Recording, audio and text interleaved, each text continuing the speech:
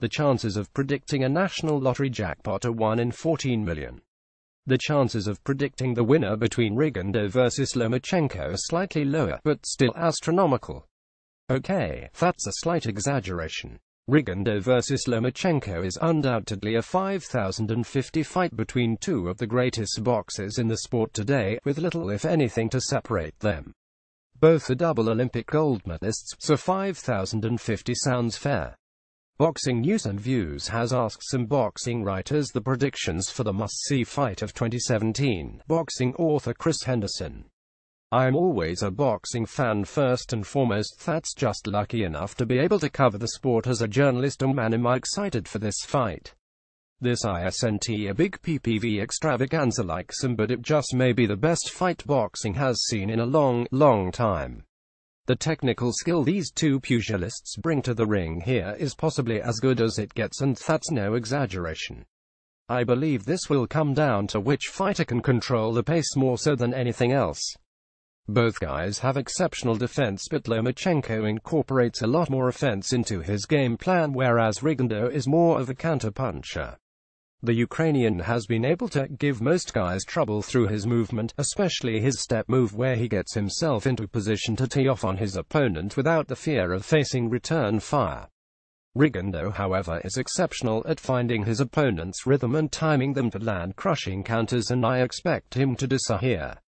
How well Lomachenko deals with these counters will be the determining factor in whether he is able to maintain the higher output, or will this cause him to rethink things.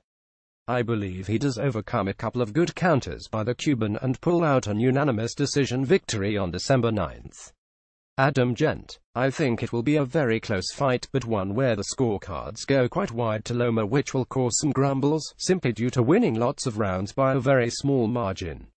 Simply because when you have two elite technicians operating at the top of the game, it is easier for judges to find reasons to score towards the more active and aggressive fighter. There is the size advantage to Loma, and he is the one with the big money future.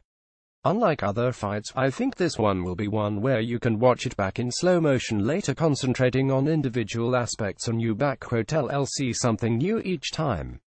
He'll probably be supporting Rigo though. If he loses, he'll probably never get another big fight, while Loma would rebuild very quickly. Boxing author John Gatling Taz. Obviously, this is a quintessential dream fight. I know so many are calling it a super fight, but it has to be a fair fight to go there.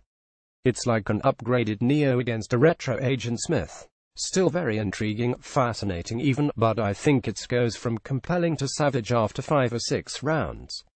Rigo's giving up 10 years and 10 pounds, and the referee will count to 10 and he might not remember. Lomachenko Co-8 Tom Freeman Jones. Tough call. First off, can I say it's a crying shame one fighter has to lose this fight. I can't actually remember a fight in recent boxing history with this level of talent on show. It's crazy. To answer the question, my heart says Rigondeaux, my head says Lomachenko.